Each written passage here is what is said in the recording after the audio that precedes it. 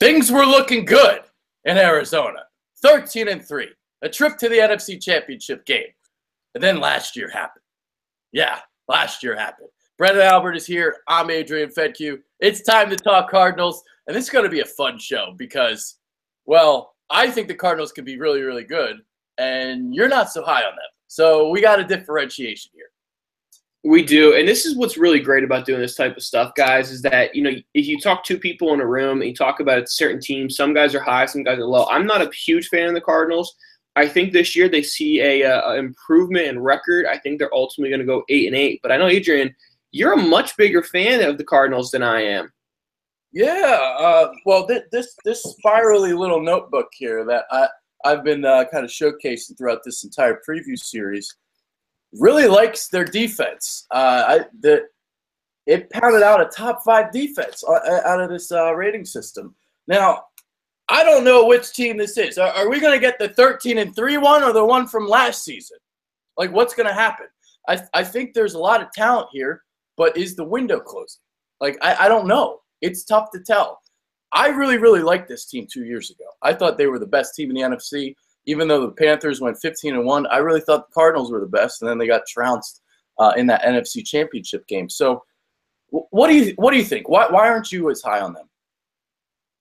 Well, I think for me, my big kind of red flag, I guess you can say, with the Cardinals is, they lost in two of their best defensive players, Tony Jefferson and Calais Campbell. Mm-hmm. Now, Tony Jefferson's replacement was drafted in Budda Baker.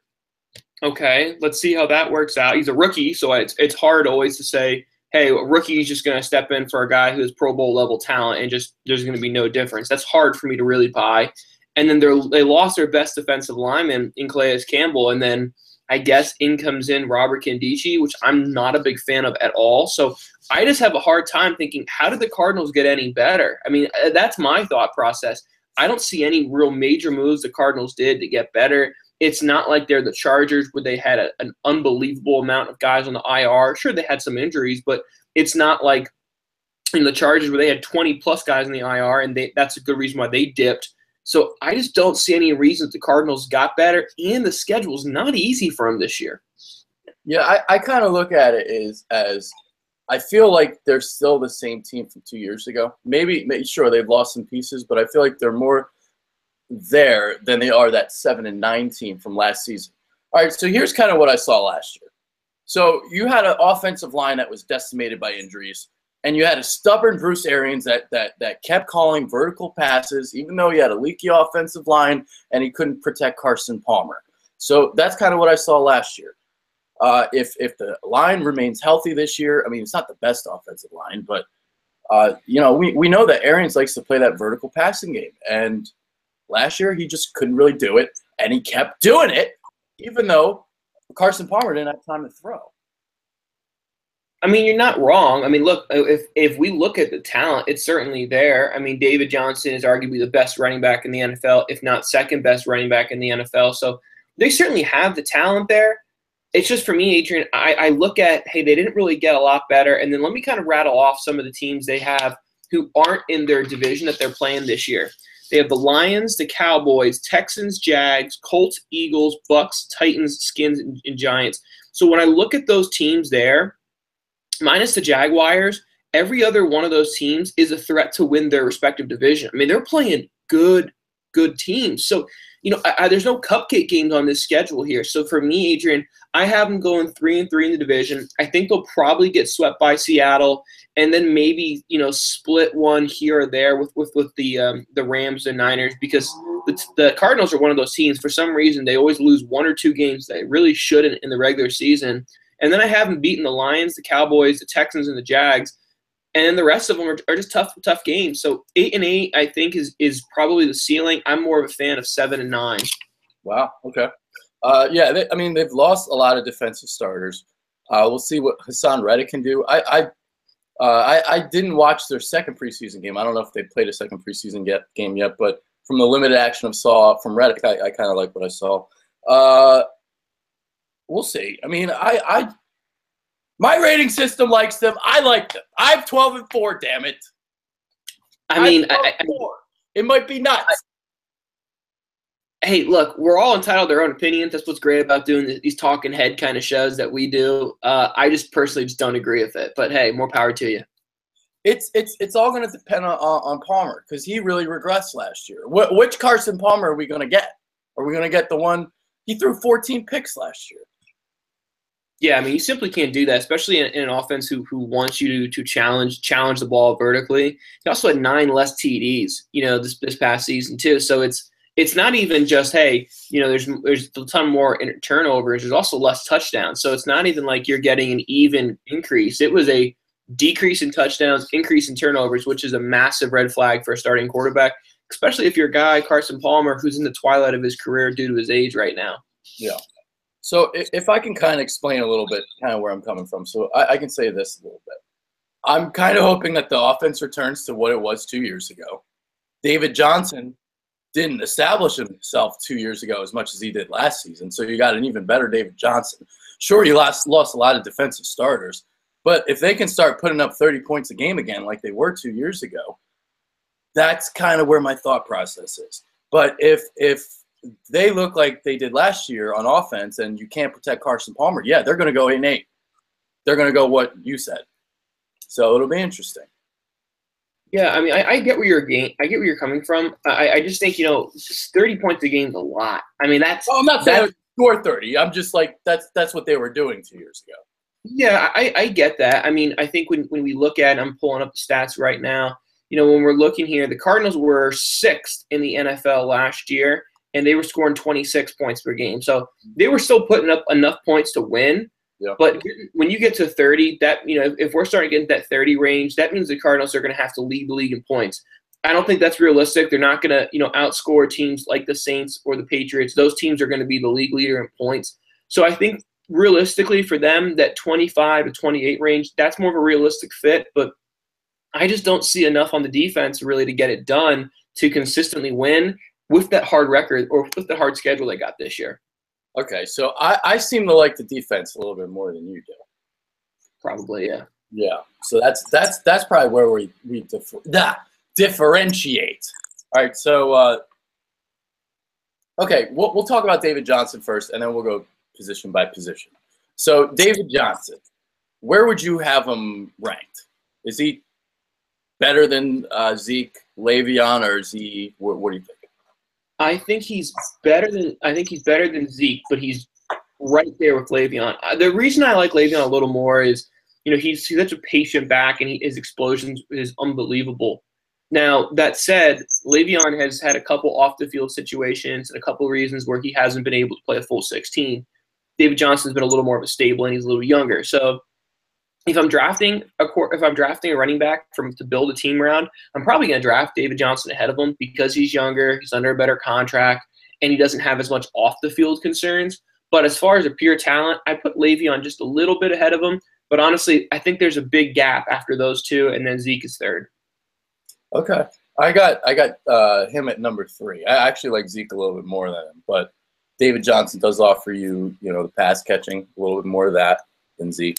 The reason why I have Bell ahead of him, I think Bell is they're similar until you get to the route running, because I think Bell's got him in route running, because Bell can actually go and run routes like a receiver, and Bell kind of just passes out of the backfield in the flats and stuff. So that's the difference between Bell and Johnson. But I mean, there is a clear-cut top 3 in the NFL running back right now, and then it's everybody else, and David Johnson's part of that.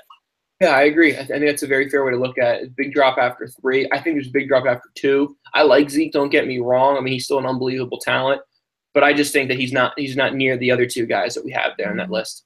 Okay. We'll get to that when we get to the Cowboys then. So, all right, so getting back to my little spiral notebook.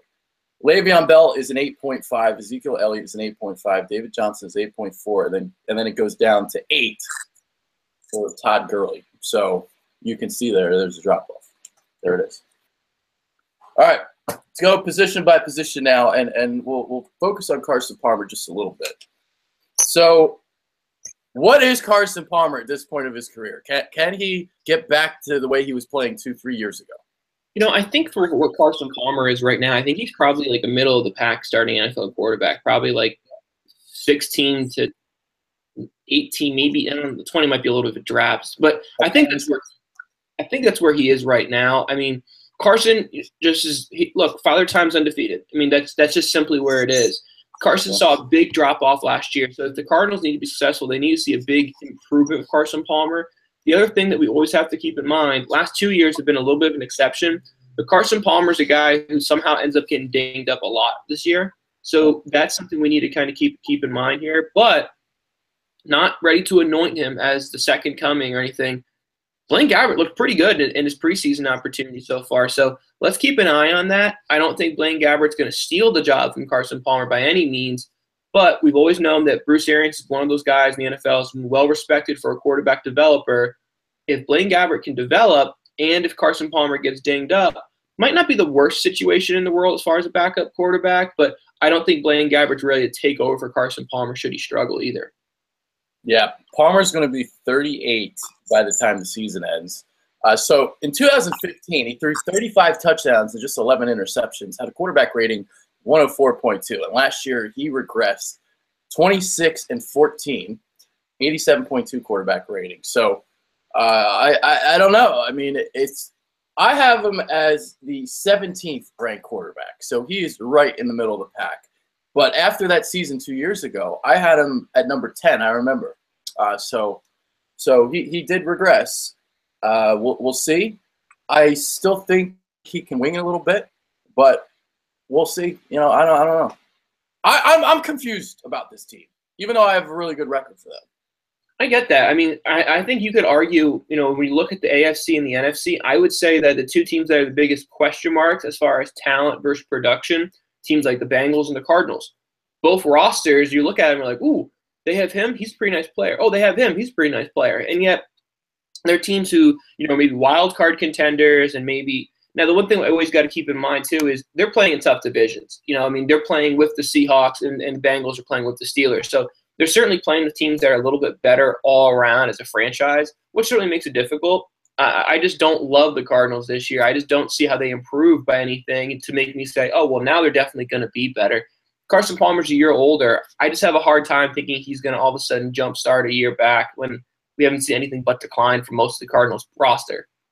I think we're going to see something between what we saw 2015 and last year, well, somewhere in the middle. That's fair. Maybe he doesn't get to 30 touchdowns, but like, I don't know, 26, 28 touchdowns, maybe 12 interceptions. Yeah, and I think that's going to be a lot dependent on how we see the development of the receiver. But we'll talk more about that, guys, when we get into our position-by-position stuff, because that's probably a little bit into the weeds now. Yeah, we're already there.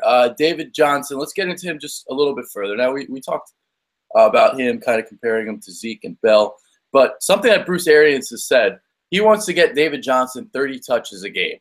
Is that too much in today's NFL?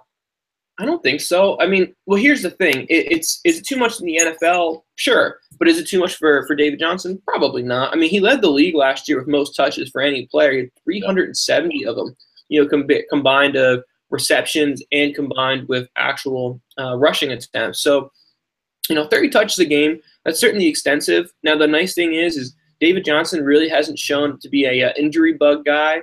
You know, he's shown he's been able to be a workload. So, as far as a fantasy perspective, there's no reason that David Johnson shouldn't be the number one pick in your draft unless you prefer Le'Veon Bell or maybe Antonio Brown. But, yeah, David Johnson, 30 touches a game, I think that's very realistic. Okay. All right, let's move on to the wideouts now. So Larry Fitzgerald, he's getting up there in age too. John Brown you got. So what do you think about their receiving corps? I mean, who's number two receiver? That's really the question. I mean, since Larry Fitzgerald has spent more and more time in the slot, his career has just been stable of 100-plus receptions almost every year. So awesome job for Bruce Arians to make that transition and make it really fluid there. So that's been great for Larry Fitzgerald. But aside from them, who's the other option? I mean, we obviously know the troubles they had with Michael Floyd. That's just really sad of what he went through. Yep. But he was supposed to be number two. Then you have guys like John Brown and J.J. Nelson, who both are really the similar type of build in that they're skinny, shifty speed guys, but there's no real threat there. Tight end isn't exactly something they're really deep at. So realistically, the number 2 receiver on the team is David Johnson. But you got to get more production out wide to really allow Carson Palmer to be successful. I mean, if you take a peek at the numbers that John Brown dropped off from, and he wasn't like he was hurt. I mean, he was playing a lot of games, but he dealt with some migraines and some things like that. But big drop off there in the receiving situation. So that's another factor when I'm looking here at Carson Palmer. I've seen nothing but decline from the receivers around Larry Fitzgerald. It's hard for me to think an older Carson Palmer is going to have a more successful year, as all I've seen is the receivers actually get worse in Arizona. Yeah, I think it goes back to that offensive line and protecting Carson Palmer, because John Brown is a guy that likes to get vertical. He likes to get deep. And, again, if you can't protect Palmer long enough to get Brown downfield, I think – I mean, I don't know what his numbers were off the top of my head, but I do like John Brown as a receiver. I don't know. It seems like you don't like him as much. I think he's quick. I think he's shifty. I think he can get deep a little bit. Now, I don't think he's the best thing in the world, but I think he's pretty solid. Yeah, I mean, I'm looking here at John Brown's stats. 2015, 65 and 1,000 yards. 2016, 39 and 517. So really a massive drop-off there. Now, I'm sure there's a little bit of fault both at the quarterback decline and the John Brown decline. So there's always kind of a tie there.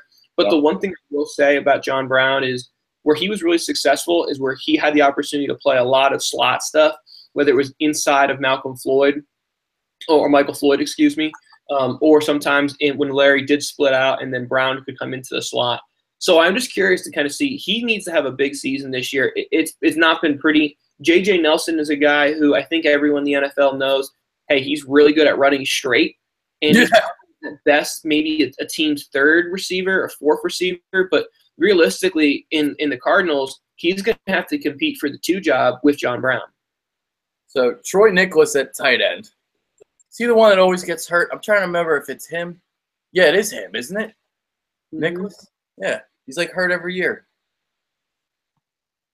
Yeah, I mean, the tight end situation is nothing there really stable. That Arizona for year after year has kind of been a rotating door at the tight end position. David Fells had a shot there for a little bit. They've been having a whole bunch of guys just give shots at tight end. No one's really taken the job and ran with it. So there's another kind of miss as far as offensive weapons for the Cardinals there. It's not a very good tight end situation in Arizona. I see that they're trying to make receivers tight ends. They used the Eagles had this kid, Afani Moma, in their camp as a wide receiver when he was a rookie. And Ricky Seals-Jones, Texas A&M wide receiver, and he's listed as a tight end here on the depth chart. So that's interesting. Yeah, Ricky Seals-Jones was one of those guys coming out of college where he had the height and the weight, and I think he probably would have been better as a tight end in the NFL than as a receiver. He just didn't really have the explosiveness to really run all of the routes as a true wide receiver. So I think him moving to tight end is a good move, but it's a big transition. Typically, I'll say this, aside from quarterbacks and defensive backs, I think the hardest transition from the NCAA to the NFL is tight ends. Because not only are you involved in the passing game, running situations, pass protections, they have a lot to kind of work with. I think that's a big kind of challenge. And then you asking a guy who played wide receiver in a spread system to all of a sudden become a tight end, that's a big jump for him to make in Ricky Seals-Jones. It's not realistic to expect him to do anything, but maybe in 1 to 2 years, he could develop nicely. But that just assumes that, hey, we have a stable front office and a stable coaching staff in Arizona, which we might not have this season, Adrian. Yeah. All right, let's get to the offensive line now. And this is the key to everything for me. Yeah.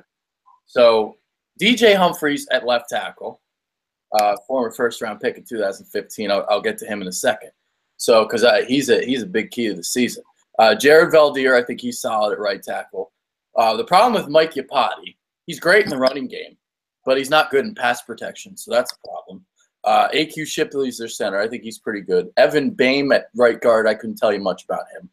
So we'll see if that offensive line spot can be stabilized a little bit. Yeah, Adrian, I would say this is a middle-of-the-pack offensive line for the NFL. Now, DJ Humphries was a late first-round pick in 2015, and he struggled to make the starting lineup. So that's a big issue. In the NFL, if your first-round pick doesn't, pretty much jump in the starting lineup right away, there's a concern. And they're a middle-of-the-pack offensive line. So I think their offensive line success is really going to start and end with what DJ Humphrey does there in the left tackle position. He's the key to the season. He is. I mean, there's a big, opportunity for him to take the job and run with it, or be another guy who doesn't have success. Mike Iupati, as you talked about, Adrian, he's a road grader. I mean, that's always been his kind of cup of tea, and that's why he plays guard. That's typically what you ask for them. AQ Shipley, fine starting center. I don't think he's a first ballot Pro Bowler every single year, but he's fine. And then the rest of the right side is a little bit up in the air, and I think that's both those guys on the right side are really reasons why they're a middle of the line offensive line. Both okay starters. I mean, there's a lot of teams who would be happy with them, but they're not exactly burning down Pro Bowl voters either. Yeah. All right. So they lose Calais Campbell. Obviously, huge loss for them. One of the better players in the history of the franchise, quite frankly. So now you got Robert Nkemdiche. This is what he got drafted for. You're not as high on him. Talk about him a little bit. I mean, how can I be? I mean, the way I looked at it is he's only played 5 games in the NFL, and he has a total of 1 tackle. I mean, like, how can you be – I just don't understand how anyone can be anything but worried about what his future is in the NFL. I mean, he's just not a guy who I've seen anything to be really excited about. And realistically, he's walking in to come in and be your starter in place of Calais Campbell. So let's look at back-to-back years for the Cardinals. First-round pick last year, Robert Nkemdiche played 5 games. 2015, first-round pick, DJ Humphries. You go those 2 picks, and those guys are not playing a lot, you're going to have concerns about the youth and the future of the Cardinals. So I just don't see anything to be excited about Robert Nkemdiche. Now, you read all the offseason reports, so he's the last guy in, he's the first guy in, last guy out, he's working really hard, he's in the best shape of his life. And that's such copycat, and you hear that from everyone in the NFL. I just don't know how I can be excited about him. I've seen nothing to be excited about him. Yeah, I'm hearing a lot of that too. I mean, you always hear that from a lot of the teams. In Philly, it's Nelson Aguilar, and then he went out, didn't even catch a pass. He dropped the 2-point conversion in his preseason game. So, you never know with these things. But from what I saw in the Hall of Fame game, I thought he played well, but it was only a couple plays that he was in there. Apparently, he played well against the Raiders. I haven't watched the Raiders and Cardinals preseason game yet. I've watched maybe half the preseason games, so I haven't seen that one yet. So I mean, we'll see about that. But they seem to be high on Nkemdiche, so we'll see. I mean, look, every team has to be high on their first round. Yeah. I mean, that's the thing. That's the thing about these training camps, man. Like, people don't understand. A coach is not going to say anything bad about his players. I'm waiting for the day where a GM just walks up to the podium and be like, "Yeah, we really screwed the pooch on this first round pick. You guys should not be happy about this." That's like walking into your job and being like, "Hey, boss, you might want to fire me today because the work I did yesterday was really disappointing." It just doesn't happen, So Robert Nkemdiche, big concern for me. The rest of the D-line's okay. Now, the only thing that helps him is he's got guys like Chandler Jones playing outside of him. And then on the opposite end, Marcus Goldwyn had a really good year last year, another one of those Mizzou guys. Those 2 guys right there as edge rushers, they're capable of 20 sacks between the 2 of them. Jones probably gets closer to 12. Goldwyn, I think he had 8 last year. So there's a good kind of tandem there, edge pass rushers there in Arizona. I will give them that. Yeah, I'm trying to see where I have those guys ranked, but I'll just – okay, let's get back to just the D-line just real quick. So what are your thoughts on Rodney Gunter and Corey Peters, the rest of that D-line? I mean, they're there. Yeah. I don't think Gunter is that bad. I think he's pretty good. I mean, okay, here's my thing. My biggest concern with the Cardinals isn't necessarily so much with their D-line. I think their D-line's okay. Yeah. Robert Nkemdiche is the big concern for me, and the other big concern for me are their linebackers. So let me kind of chat real quick about the linebackers here, guys. I would say that the Cardinals might have the 2 most athletic linebackers in the NFL. So there's the good, and when you have in Buchanan and then when you have in Reddick. So you have unbelievable athleticism there. The problem is neither of those guys are long-term middle linebackers. And my concern is if you don't have an elite D-line and you ask those 2 guys to be your run stuffers, I'm a little worried. How are these guys going to hold up all year when you play teams like the Rams with Todd Gurley, the Niners, who typically are a physical offense, and then the Seahawks, who we know want to be physical? 6 games right there. You have 6 games against teams who want to get nasty and run the ball at you. That's a big concern for me to see how those 2 guys are going to hold up in the NFL. Well, here's the thing about when you play the Rams and the 49ers. At least the rest of their team stinks. So I still think the Cardinals should be able to handle them. Very true. So, all right. You're not wrong. I agree. It's just one of those situations where, if you don't have a really good nose tackle and you have 2 middle linebackers who are both a little light in the pants traditionally to play. Now, this is what we're kind of seeing in the NFL, though. We're seeing the NFL, it's all secular. It's all goes through trends. Trends had come in about, hey, we want to get quicker. We want to get more speed. We want to get more athletics. So naturally, what's the defense do? And the defense says, okay, let's take a former strong safety in college and from Washington State and Buchanan, move him to middle linebacker. Let's take a guy who was a PWO at Temple as a corner and a safety in the defensive end, and now let's get him to move inside linebacker. And now what are we seeing in the NFL as a trend? We're starting to see higher draft picks from running backs. We're starting to see higher draft picks from interior offensive linemen. The trend is starting to change from the pass heavy to the run heavy. So you're right, Adrian. The Rams and the Niners, not really exactly offensive threats, but the NFL is still a league that very much is transient. We're starting to see the power run game come back.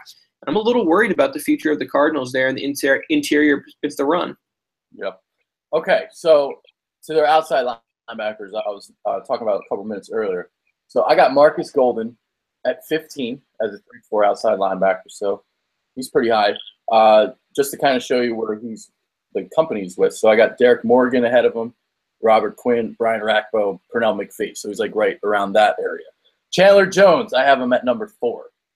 So he's really high. So to me, I think they got 2 top 15 3-4 outside linebackers. So that should help out tremendously. And I do think your point about the D-line is right, especially with a guy like Reddick, because he's still learning the position.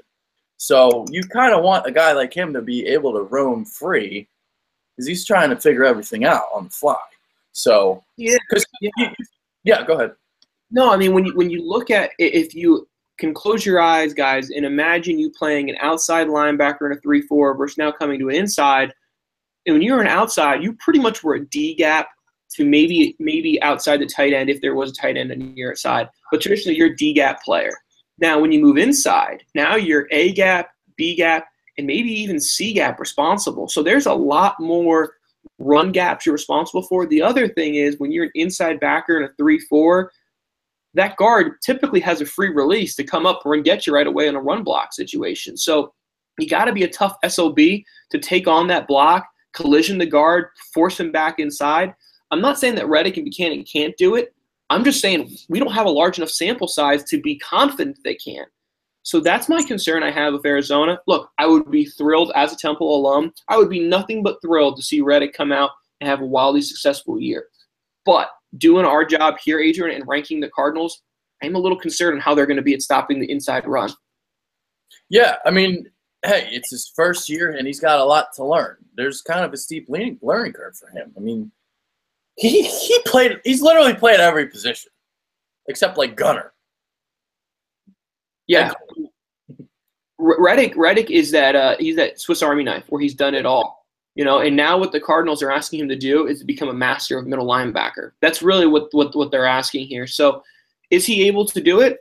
I don't see any reason why not. I mean, if you know anything about his whole history of how he got his opportunity to come to Temple and then be a first-round draft pick, I'm never going to doubt a guy like that. But at the same time, I am going to be a little concerned. I think that's a completely fair thing to worry about there. All right, let's move on to the secondary. Patrick Peterson, shutdown cornerback. We know about that. But who is going to be the other starter? So it was a battle between Justin Bethel and Brandon Williams, and they're saying, at least the reports are saying, it sounds like Brandon Williams is going to be the starter opposite of Peterson. That's what I've heard too. It sounds like Brandon Williams has a good shot to play opposite of Pat P. Now, the cool thing about Williams, I think this is interested, he's only played 1 year of corner. When he was at A&M, he was a running back. So he was a running back, and then his final season, they transitioned him to corner. So, you see this all the time, especially with guys going from high school to college, and a couple of times you see it from college to the NFL, guys making position switches and all of a sudden being really successful. So Brandon Williams, I mean, we'll see. The Cardinals didn't really do a ton to really address that opposite corner position. So I'm kind of curious to see what they're going to do opposite of Pat P. Yeah, because it's Justin Bethel, Harlan Miller, who I really haven't liked since, I've been watching him at least. Tremont Williams, he's like 87 years old. So we'll see. But I love their safeties, and they are going to slide Budda Baker down the slot because that's something he did at Washington a little bit. So you'll have that covered, I think. But, yeah, the cornerbacks are definitely worried. Well, at least after Patrick Peterson. Patrick Peterson, I think he's the best cornerback in the league. So I know we've had that discussion before, so we don't have to get into that. But, yeah, safeties are really good. But who is going to be that second cornerback? Because that could be a problem. Because they could opposing NFL teams, they're not going to throw at Peterson. They could just pick on Marcus Williams all day. Or Brandon Williams. Now, the one thing I have to kind of say here is there's not many teams in the NFL who are more aggressive in terms of blitzing than the Arizona Cardinals. They like to get after you, so that certainly helps you as a corner if you're able to get home and get a lot of pressure. Now, when you have two really good outside linebackers, that makes your life a lot easier. And then especially if you're able to get – if Kandichi can somehow come on, even if Kandichi can only get like 5 sacks this year, that's a really, really big help for the coverage unit there in Arizona. Now, when we go to the safeties, Tyrann Mathieu and Budda Baker, honestly, they kind of do a lot of the similar same thing. A lot of them, their success is going to be that single high safety and a cover 3 kind of look. But both of them can spin down and play nickel coverage against a slot receiver. The problem with them, I don't think either of them are really an answer for an athletic tight end. So Jimmy Graham in your division, he could light you up because I don't think either one of them are really an awesome answer. Now, Honey Badger is unbelievable in terms of winning with the small stature he has. But if you give me 10 chances a game to take Jimmy Graham on Honey Badger, I think Jimmy Graham's going to win more than he's going to lose.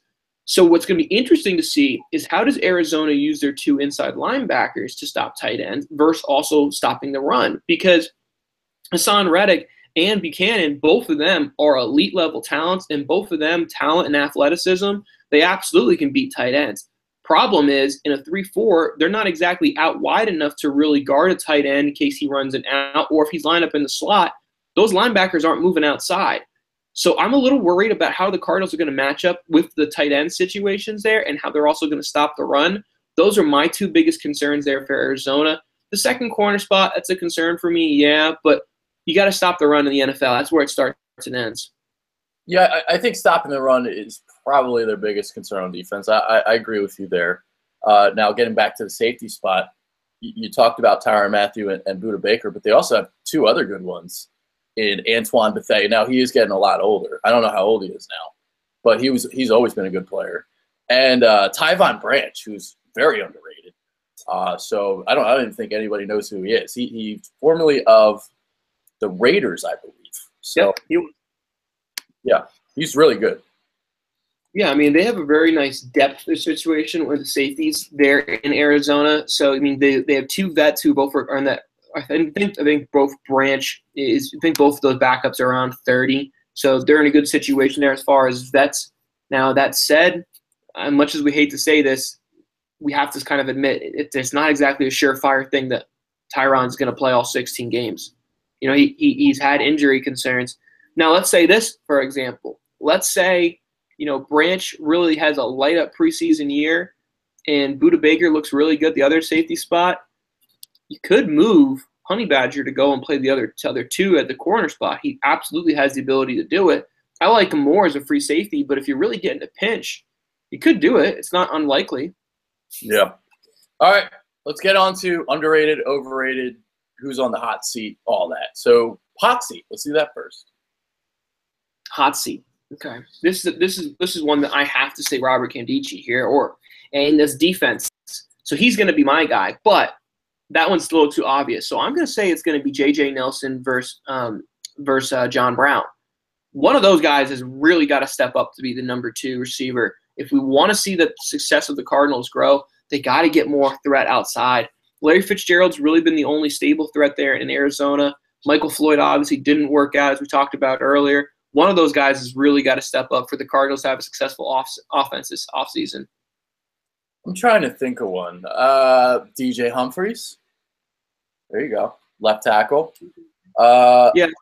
I'll throw Bruce Arians' name out there. Yeah. Just to raise your eyebrows a little bit. And the reason why I say that is he cannot continue to be stubborn if his offensive line is leaky. He needs to change his game plan. He can't just keep throwing deep if he can't protect the quarterback. That is my thing with Bruce Arians. That's why they went 7-8-1 last year. So a lot of it was Bruce, I think. I think that's a fair thing. I don't think that's a stretch. Now, obviously, Bruce Arians had a health scare this offseason too that, was a little bit of a worry there. He is an older guy, so, Bruce Arians might be one of those guys who retires this offseason, even though he might have been told, if you don't retire, we're unfortunately going to have to fire you. So that's a very realistic thing. The one thing I'll say, hopping back to my conversation with John Brown and Nelson, both of those guys had 70 targets last year, so they really were getting looked evenly. But Michael Floyd also had 70 targets last year. So those 70 targets are going to go somewhere. So my curiosity is, where are those going to go? Are they going to split evenly against Brown and Nelson again, or is one of those guys going to get more than the other? Yeah, I feel guilty for putting him on the hot seat because, but that's how the NFL is, man. Chip Kelly went 10-6 2 years in a row, and then he got fired for one bad year. So you never know in this league. You really don't. But I like Bruce Arians. I like him. I like that his philosophy. He's a gunslinger. I like that shit. So that's me. Who's underrated? I'll go Tyvon Branch. I'll say it first. Okay. Safety. No, he's not a starter though. But Tyvon Branch, I think maybe John Brown. I don't know because it seems like you're not as high on him. Okay, maybe that's not a good one. No, I mean that's a fair one. Who else is underrated on this team? Underrated. It's crazy to say. I mean, David Johnson probably doesn't get the full attention that he deserves. I mean, how really unbelievably talented he is there. Marcus Golden, actually. There's my guy. Marcus Golden's a good one. I want to see him do another season of what he just did before I get it. I'm going to give an underrated.